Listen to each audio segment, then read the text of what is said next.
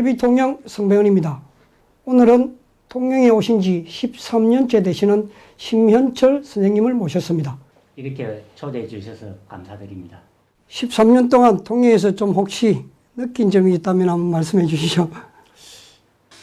제가 느낀 점을 크게 이야기하자면 통영에는 두 종류의 사람이 있더군요.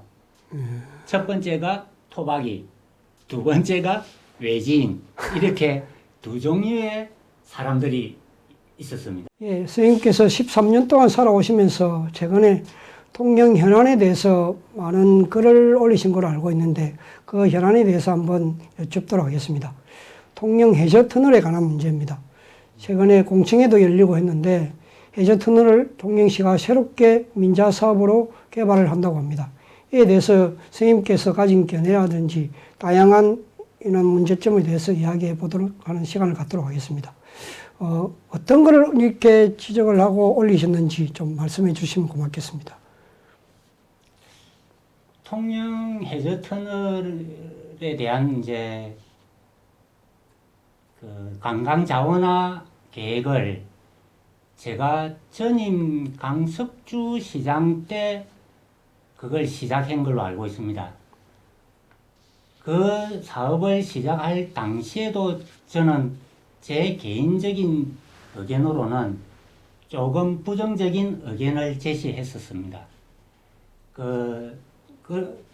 그런데 그 사업이 사실은 어느 순간부터 유야무야 되든지 아니면 거의 거론이 되지 않고 있어서 저는 그게 그냥 계획으로만 끝나는 줄 알고 있었는데 최근에 천연기 시장께서 당선된 이후에 그 사업이 계속 진행되고 있다는 사실을 알았습니다.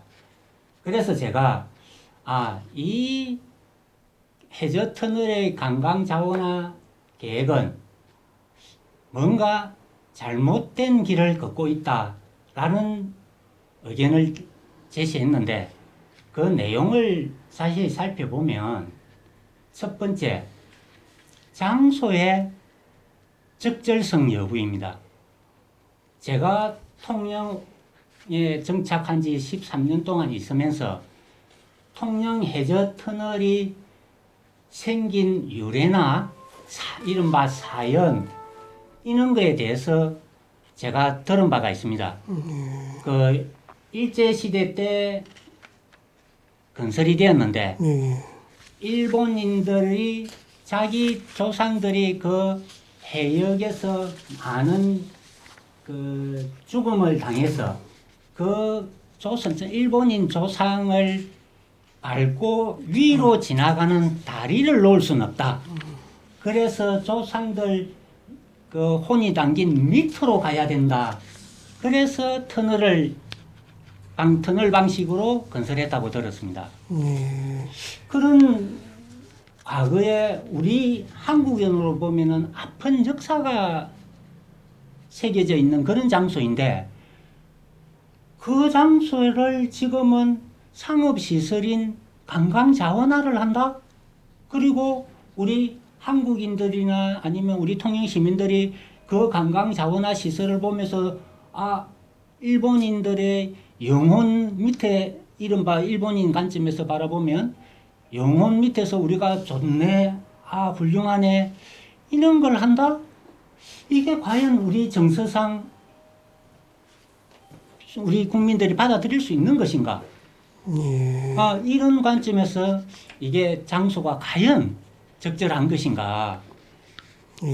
그리고 또 한 가지는 이게 근현대 문화재인데 문화재를 상업시설로 아까처럼 해가 영리를 추구한다? 물론 문화재가 영리 사업을 못하는 바는 아니지만 우리나라의 많은 문화재는 영리 추구보다는 문화재 자체로서의 역사성, 사연, 우리 후손에 대한 교육적 차원 이는 무형의 가치에 더욱 치중하고 있는데 이것을 상업시설로만 전용을 한다? 이게 과연 맞는가? 이런 논리라면 상업시설에 하는 게 맞다고 한다는 논리가 성립되면 저는 개인적으로 그러면 통제영에 이른바 술집을 해도 되는 것인가 장소의 적절성을 제기를 한 겁니다. 예, 그래서 그 정식 명칭이 해저터널 미디어 아트 테마파크 조성 사업입니다. 이 사업은 민자사업으로 추진되는데 통영시가 2019년 3월에 이렇게 타당성 조사를 내가지고 용역을 시행한 사업입니다. 그래서 선생님께서 지적하신 장소의 적절성, 문화재 근대 문화유산으로서의 가치성 이런 부분에서 좀 문제점이 있다 이런 의견을 제시해 주셨습니다. 얼마 전에 그 이런 공청에서도 이런 문제가 나왔는데 이 말고도 다른 문제점이 많이 지적이 됐었거든요. 그 근대 문화유산이 지적되고 건설된 지가 벌써 한 90년 이상이 되는 그 콘크리트 구조물입니다. 이에 대한 안정성 부분에 많이 의견을 제시를 하던데요. 선생님은 또 다른 문제점은 또 어떻게 이야기할 수 있겠습니까? 그 안전성 문제도 저도 이제 거론을 사실 했었습니다. 예, 말씀하신 대로 지어진 지 90년이 된 콘크리트 건축물입니다. 일종의. 그 지금 우리 사회에 많이 대두되고 있는 아파트 재건축을 한번 살펴볼까요? 3, 40년 된 아파트가 지금 노후되고 안전성에 문제가 있다고 해서 지금 새로 재건축을 해야 된다는 게 사회적으로 많은 이슈가 되고 있습니다. 그런데 해저터널은 3배 이상인 90년이 지났습니다. 더군다나 육상에 있는 것도 아니고 해저의 염분의 바닷물에 노출되어 있는 상태인데 더 열악한 조건의 건축물이란 말입니다. 제가 알기로는 그 해저터널의 안전성이 문제가 돼서 과거에는 거기에 차량 통행이 되고 있던 걸로 알고 있습니다. 그러던 것이 안전성에 문제가 있다고 하여 차량 통행은 지금 현재는 금지를 하고 사람의 도보 통행만 허용하는 걸로 알고 있습니다. 그런 안전성에 문제가 있는데 거기를 많은 사람이 들어가서 움직일 수 있고 거기에 한 구간에 집중될 수 있는 그런 어떤 그 이른바 말해서 사람이 모이면 이른바 집중 하중이라 해서 건물이나 그 구조물에 대해서 큰 외압을 갖다가 주게 되는데 그게 과연 견딜 수 있는 문제인가 해저터널이 만일 물론 극단 논리가 될 수도 있지만 거기에 안전에 무슨 사건이 발생하면 이태원 참사를 뛰어넘는 엄청난 사건이 될 수 있단 말입니다. 공공의 행정이란 작은 이익보다는 시민이나 국민의 안전이 최우선이라고 저는 생각합니다. 그래서 통영 해저터널의 90년 된 건축물에 대한 안전성은 무엇보다도 중요한 문제이기 때문에 섣불리 그렇게 관광 자원화를 한다, 많은 사람이 관람할 수 있게 한다, 대량의 관광객을 유치하기 위해서 뭐 홍보를 한다, 이렇게 단순히 끝날 문제가 아니라고 저는 생각합니다. 예, 맞습니다. 이게 91년 된 건축물을 어떻게 다른 시설물을 용도 변경한다는 게 쉬운 일은 아닌 것 같습니다. 보면은 지금 해저터널에 보면은 또 바닷물이 지금 솔직히 새고 있습니다. 새고 물을 펌핑하고 있기 때문에 그는 안정성 부분도 많이 제기되고 있습니다. 이런 부분을 어떻게 간과하고 미디어 아트로 새롭게 할지 참 의문시되고 있는데 민자사업 특히 관광객을 위한 시설을 해야 된다는 그런 요구에 의해서 사람들이 이 해저터널에 대해서 새롭게 보는 것 같습니다. 이에 대해서 의견이 굉장히 분분하고 있는 실정입니다. 그 선생님께서는 방금 이제 역사성이라든지 그 여러 가지 문제를 제기하셨는데 안정성 말고 또 다른 또 대안이 이렇게 없는지 그런 것도 한번 여쭙고 싶습니다. 저는 이제 개인적으로는 제 개인 의견임을 전제로 하지만 사업성도 결코 우호적이지는 않다고 생각합니다. 그 첫 번째 그 관광 자원 중에 IT나 과학 기술을 기초로 한 관광 자원은 지속 가능하기가 어렵습니다. 무슨 이야기인고 하면 쉽게 설명하면 이른바 이런 겁니다. 286 컴퓨터 시대에 286 컴퓨터를 모아놓고 컴퓨터 전시룸을 시설을 만들었다고 가정하면 조만간에 586이 나오게 됩니다. 그러면 286에서 586 나오는 그 기간이 급격하게 짧은데 586 시대에 286을 갖다 놓으면 그게 무슨 사업성이 있겠습니까? 그래서 IT 기반이나 과학 기술을 기반한 미디어 아트라는 게 사실은 쉽게 설명을 하면 영어로 너무 조금 남용을 하는데 저는 이른바 말해서 쉽게 표현을 하면 전광판 예술이다. 이렇게 표현하는 겁니다. 자, 그러면 지금은 이 전광판 예술이 신기하고 멋있고 뭐 가치가 있을지 모르나 불과 3년, 5년 뒤만 지나면 전국에 유사한 또는 더 뛰어난 이런 전광판 예술이 분명히 설치될 것입니다.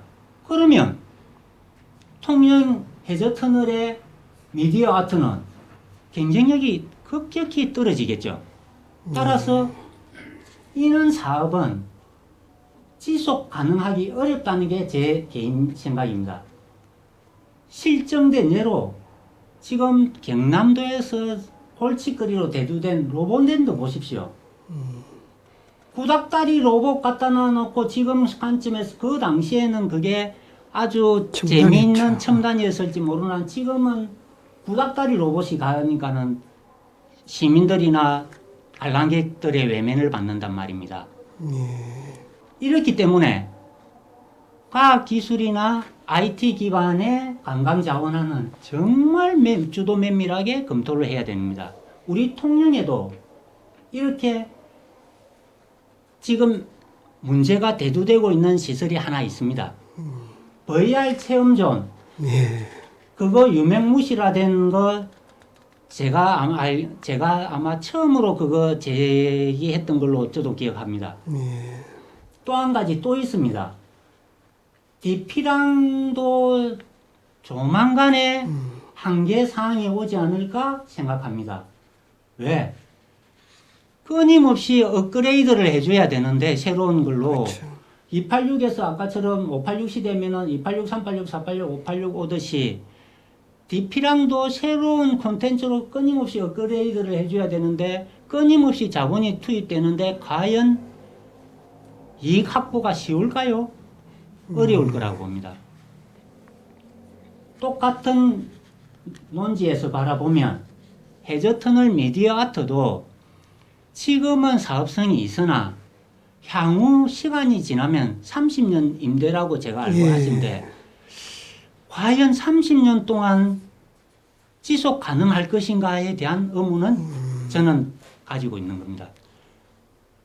정책이나 어떤 아이디어가 계획이 성공할 계획에 대해서도 검토를 해야 되겠지만 실패할 가능성에도 검토를 해야 되는데 만일 해저터널 미디어 아트 사업이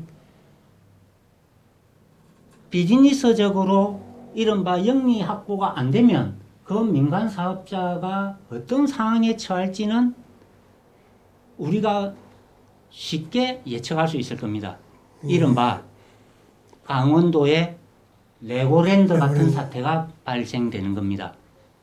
그러면은 통영시는 해저터널이라는 문화유산의 졸지에 어떻게 할 수 없는 계력과 같은 존재가 될 것이라고 생각할 수 있습니다.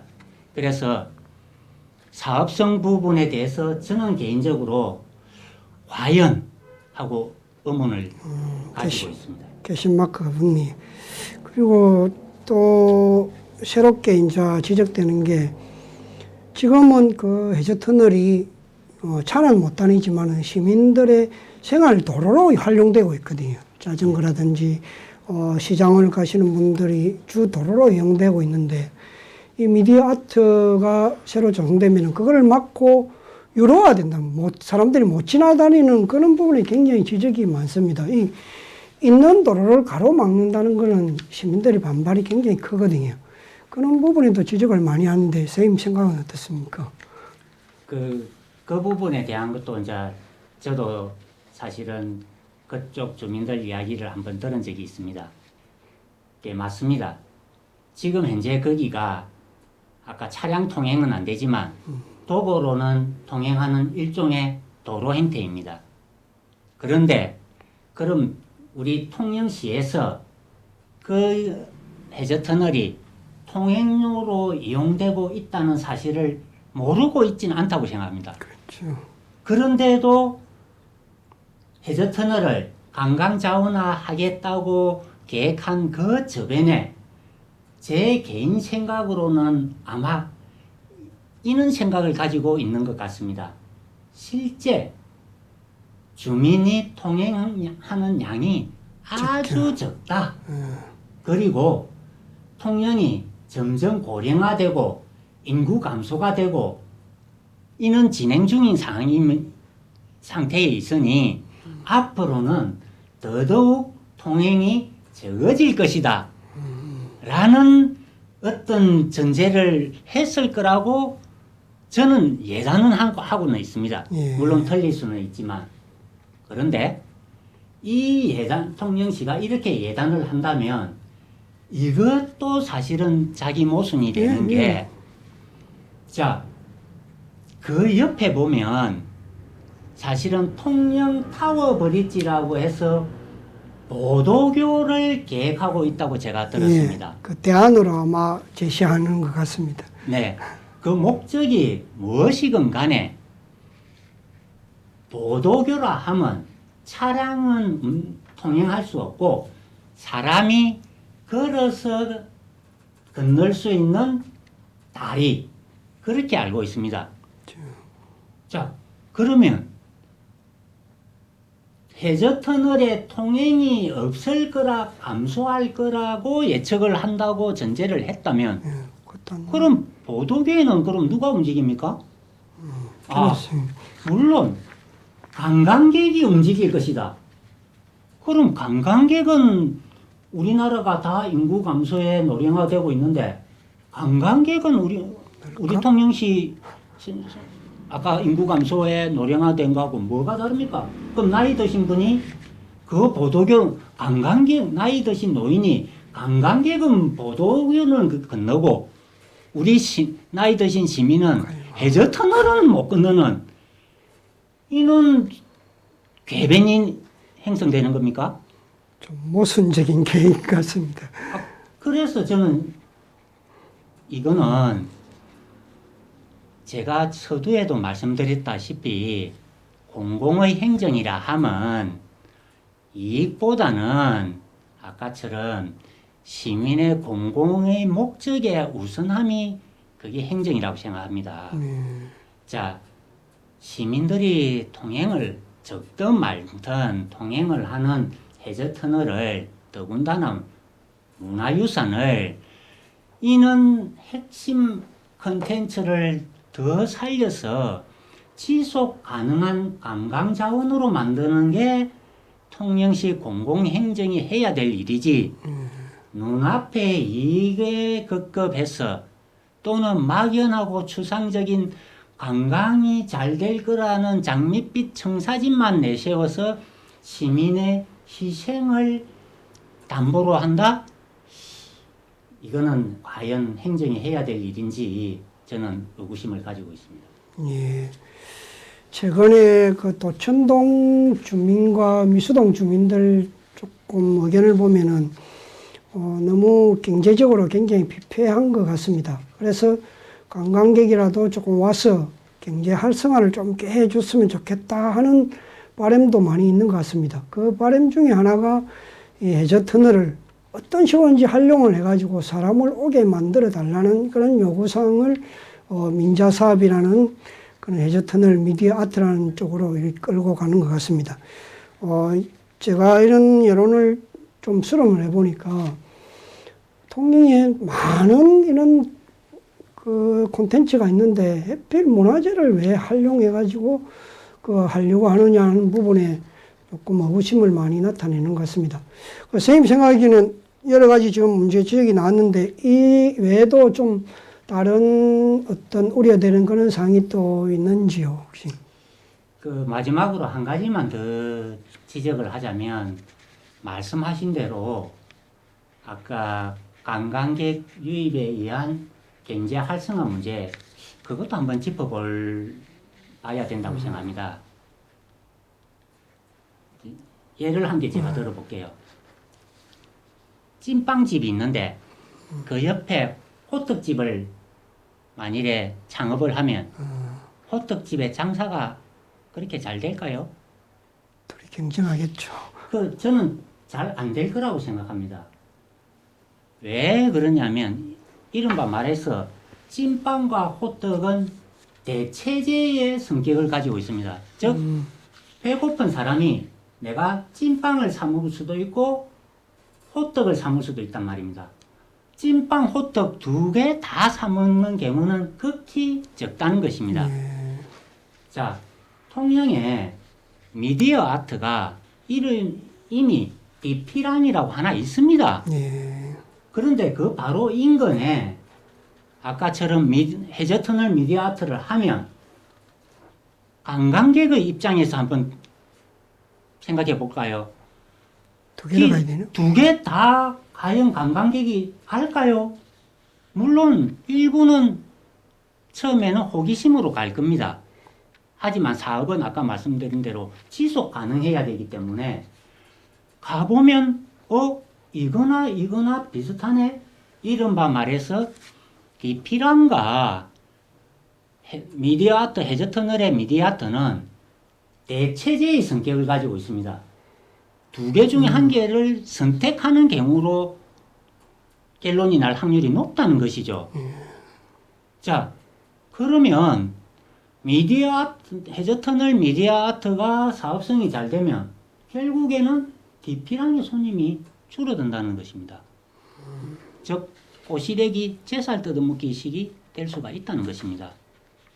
그래서 이른바 말해서 지금 통영시에서 아니면은 일부에서 말하고 있는 관광객 유입 효과가 과연 저는 여기에 의구심을 가진다는 겁니다. 대체된데. 또 한 가지는 디피랑을 만들 때에 저는 그 핵심이 그거라고 생각합니다. 잠깐만요. 디피랑을 만들 때의 핵심이 저는 야간 콘텐츠라고 생각합니다. 다시 말해서 머물고 가는 관광 콘텐츠를 하기 위해서는 밤에 관광객이 뭔가를 할 수 있는 관광 자원을 만들어야 됩니다.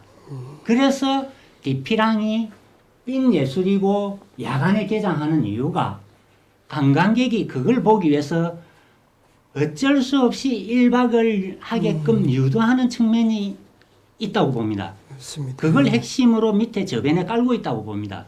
그런데 미디어 아트는 유사한데 여기는 낮밤이 다 가능하단 말입니다. 맞습니다. 자, 그러면 관광객의 입장에서 볼 때 낮에 와서 보고 가면 되지. 구태여 비용이 더 많이 드는 1박을 하고자 하는 그런 어떤 욕구가 그렇게 크게 나타날까요? 이게 잘못하면 지금 각 지자체마다 추구하고 있는 머물고 가는 관광 이 컨셉을 거꾸로 역행할 수 있단 말입니다. 이게 디피랑을 통영시가 기존에 없다면 이게 독보적인 관광 자원이니까 해저터널 미디아트가 독보적인 관광 자원이니까 뭔가 관광객 증대 효과나 뭐 머물고 가는 관광 이런 컨셉을 기대해 볼 수 있겠으나 기존에 디피랑이 있는데 대체제고 주관해 볼 수 있는데 과연 관광객이 머물고 갈 수 있을런지 이런 측면에서도 저는 조금 의구심을 가지고 있습니다. 예. 계속 이 우려점만 계속 이렇게 지적을 많이 하는 것 같습니다. 이 통영시가 민자를 유치하기 위해서는 여러 노력을 많이 한 것 같습니다. 많이 했는데 앞으로 이 사업이 성공되려면은 가장 큰 문턱을 넘어야 될 게 문화재청 형상 변경 허가를 받아야 됩니다. 이 문화재청에서 과연 근대 문화유산을 미디어 아트라는 그런 상업시설로 용납해 줄 수 있을지 그게 가장 큰 문턱인 것 같은데 안전성과 여러 가지를 고려하지 않겠습니까? 너무 저희들이 너무 일방적으로 솔직히 그 지적만 한 것 같은데 조금 뭐 다른 긍정적인 요소는 없을까요, 선생님?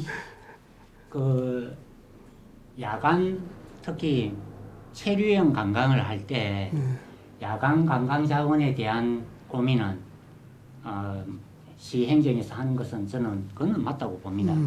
그래서 그 대안으로 저는 예제를 한 게 들은 적이 있습니다. 이른바 지금 여수, 강릉, 부산에서 뭐 도입 검토 중인 이미 도입했거나 도입 검토 중인 아르떼 뮤지엄 같은 경우입니다. 이거는 인터넷으로 검색해봐도 됩니다. 아르떼 뮤지엄이라고. 미디어 아트 컨셉입니다. 근데 투자의 행태가 뭐냐면 이 민간 기업이 자기들이 전액 투자를 해서 땅도 사고 건물도 자기들이 짓습니다. 그리고 나서 거기에서 나오는 운영 수입을 자기들이 확보하는 겁니다. 정말 민자 사업 순수 맞습니다. 민자 사업. 네. 예. 이걸 제가 알기로는 강릉인가 여수도 그게 약 아르떼 뮤지엄이 투자한 게 한 100억 가까이 되고요. 부산은 아르떼 뮤지엄하고 투자 양해 각서를 주고받은 걸로 알고 있는데 110억을 투자하는 걸로 알고 있습니다. 즉 110억, 100억 가까이를 자기들이 투자해서 땅 사고 건물 짓고 안에 미디어 아트 다 한다는 겁니다. 자, 이런 행태를 만일에 우리 통영시도 도입 검토를 했더라면 해저터널 같은 문화유산을 빌려줄 필요도 없고 주민들의 통행권을 저해하는 이런 민원 사항이나 주민 불편을 야기할 이유도 없고 또 미디어 아트가 사업성이 있다면 당연히 민간이 자기 주도하에 자기가 투자하고 자기가 영리를 추구하는 정말 투자. 자본주의 논리에 맞는 민간 투자 아닙니까? 이런 게 이미 여수, 강릉, 부산 등지에 있는데 왜 통영은 문화재를 갖다가 문화유산을 임대를 해줘야 됩니까? 30년 동안. 그래서 대안으로 이런 게 없어서 아니면 통영한 전국에 어떤 이런 참고사항도 없고 통영의 독창적인 아이디어라면 저도 그 부분은 새로운 아이디어 창출한 것에 대해서 인정을 하겠으나 이미 우리나라에 성공한 이런 사례가 있단 말입니다. 강릉 같은 경우에도 아르떼 뮤지엄이 개장 1년 만에 관광객이 100만이 관람했다고 합니다. DP랑 3년간 30만 원으로 제가 알고 있거든요. 오바우트. 그럼 1년간 그냥 산술적으로 하면 10만 아닙니까? 강릉은 1년에 100만 원 했습니다. 민간이 잘하는 부분이 뭐냐면 영리를 추구하기 때문에 관광객을 끌어들이기 위해서 모든 노력을 다 한단 말입니다. 그래서 이왕 민자 사업이면 민자 사업답게 민간이 투자하고 그 결과도 민간이 책임지게 관에서는 행정적 지원만 해야지 문화재를 갖다가 대여를 한다, 임사를 한다. 이거는 우리 통영만의 이게 정말 독창적인 것인지 통영만의 어리석음인지 여기에 대해서는 저는 좀 의구심이 있습니다. 고민을 많이 해야 될 시점인 것 같습니다. 예, 지금까지 심현철 선생님이 해저터널 미디어 아트에 대해서 여러 가지 지적을 해 주셨습니다.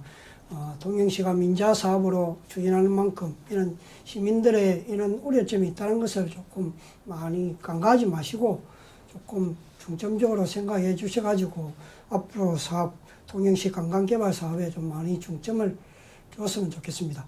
마지막으로 선생님 뭐 마무리 발언 한번 해주시죠. 저는 무조건 부정적인 면을 주장하지만 않습니다.